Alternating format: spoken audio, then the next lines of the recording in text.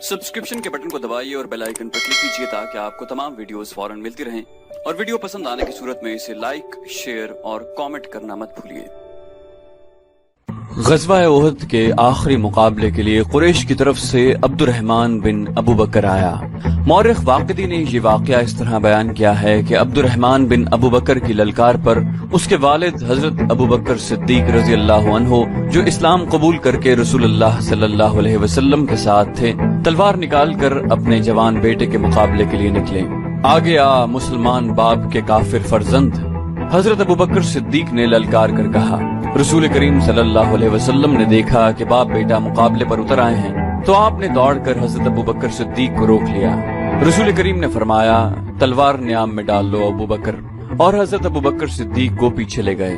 खालिद को जंग का शोरगुल अब भी सुनाई दे रहा था। वो मंजर उसकी आंखों ने अपनी पलकों में महफूज कर रखा था।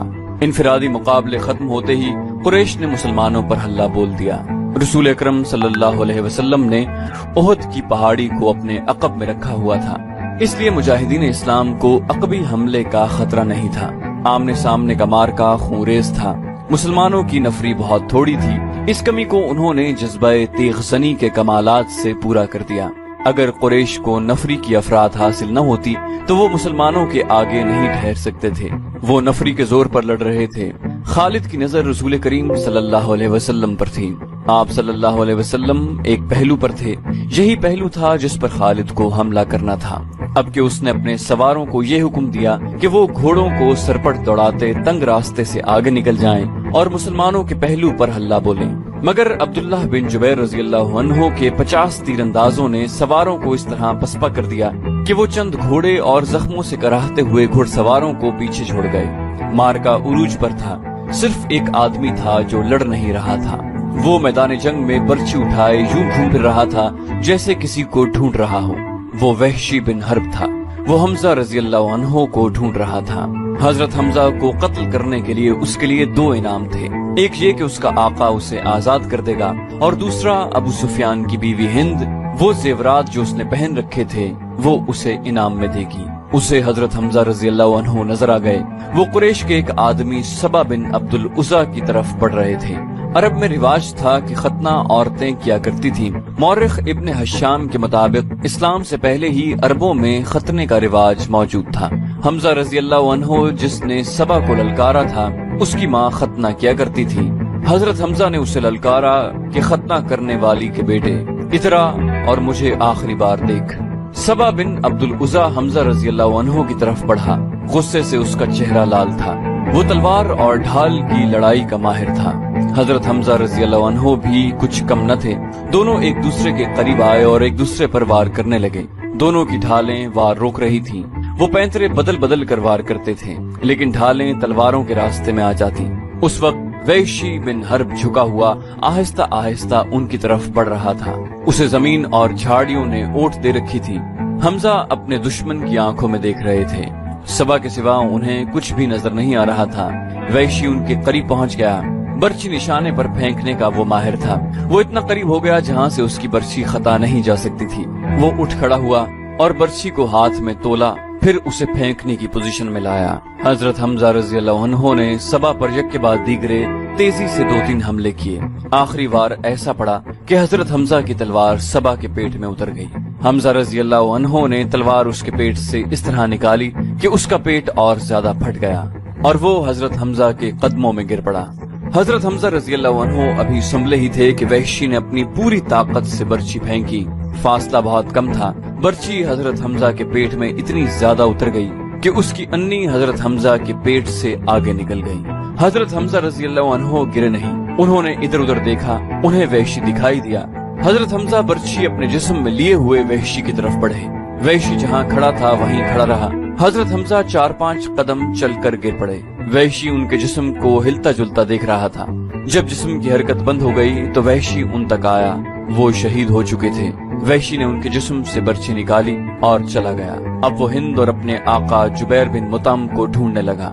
खालिद को वो मार्का याद आ रहा था और उसके दिल पर बोझ सा बढ़ता जा रहा था। उसका घोड़ा चला जा रहा था। वो नशीबी जगह से गुजरा, इसलिए ओहद की पहाड़ी की चोटी उसकी नजरों से ओझल हो गई। उसे अपने कबीले की औरतें याद आईं जो कुरैश और उनके इत्तेहादी कबाइल को जोश दिला रही थी। खालिद को याद आया कि वो मार्के का नजारा करने के लिए एक बुलंद जगह चढ़ गया था। उसे मुसलमान औरतें नजर आईं। मुसलमान अपने जिन जख्मियों को पीछे लाते थे उन्हें औरतें संभाल लेती थीं, उनकी मरहम पट्टी करती और उन्हें पानी पिलाती। मुसलमानों के साथ 14 औरतें थीं, जिनमें हजरत फातिमा रजी अल्लाह अन्हा भी थी। फिर यूं हुआ कि कलील तादाद मुजाहिदीन कसीर तादाद कुफ्फार पर गालिब आ गए। कुरैश का परचम बरदार गिरा तो किसी और ने परचम उठा लिया, वो भी गिरा। परचम कई बार गिरा। आखिर में एक गुलाम ने परचम उठाकर ऊंचा किया, लेकिन वो भी मारा गया। फिर मुसलमानों ने कुरैश को परचम उठाने की मोहलत न दी। कुरैश के जज्बे जवाब दे गए थे। खालिद ने उनकी पसपाई देखी और ये भी देखा कि मुसलमान उनके ताक़ुब कर रहे हैं। कुरैश अपने कैंप में भी न ठहरे, अपना मालो असबाब छोड़कर अफरा तफरी के आलम में भाग गए। यहाँ से जंग के बाद का मरहला शुरू हो गया। मुसलमानों ने फतह की खुशी में और इंतकामी जज्बे के तहत कुरैश के कैंप को लूटना शुरू कर दिया। वो फतह और नुसरत के नारे लगा रहे थे। कुरैश ऐसे बौखला के भागे कि उन्हें अपनी औरतों का भी ख्याल न रहा। वो पैदल भागी जा रही थी, लेकिन मुसलमानों ने उनकी तरफ आंख उठाकर भी न देखा। कुरैश के घुड़सवारों के एक दस्ते का कमांडर अक्रिमा और दूसरे का खालिद था। उन्होंने मुसलमानों के पहलुओं पर हमला करना था, मगर जंग का पासा बुरी तरह पलट गया था। अक्रमा और खालिद ने फिर भी अपने अपने सवारों को वहीं रखा जहां उन्हें तैयारी की हालत में खड़ा किया गया था। खालिद को इस कैफियत में भी तवक्को थी कि वो शिकस्त को फतह में बदल देगा, लेकिन जिस रास्ते से उसे गुजरना था वहां मुसलमान तीरंदाज तैयार खड़े थे।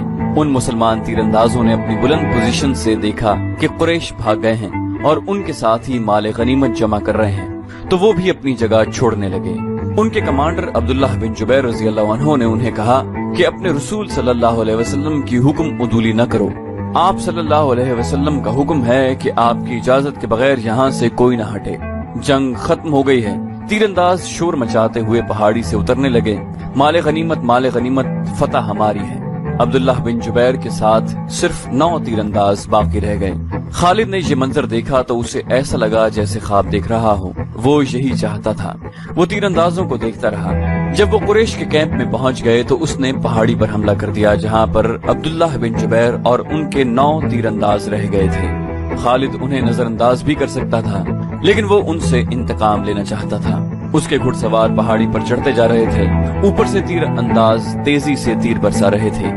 अक्रिमा ने खालिद को उनैन पर हमला करते देखा तो वो भी अपने सवार दस्तों को वहीं ले गया और उसके घोड़े हर तरफ से ऊपर चढ़ने लगे।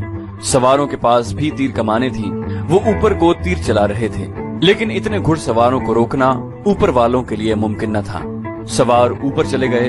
तीरंदाज दस्त बदस्त लड़ाई भी लड़े और सब जख्मी होकर गिरे। खालिद ने जख्मियों को पहाड़ी से नीचे फेंक दिया। अब्दुल्लाह बिन जुबैर रज़ी अल्लाह अन्हु भी शहीद हो गए। वहां से खालिद और अक्रिमा ने अपने घुड़सवारों को उतारा और उस मुकाम पर आ गया जहां से मुसलमानों ने लड़ाई की इब्तिदा की थी। खालिद के हुक्म पर दोनों ने मिलकर मुसलमानों पर हमला कर दिया।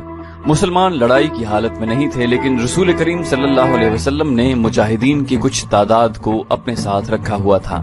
ये मुजाहिदीन घुड़सवारों के मुकाबले में डट गए।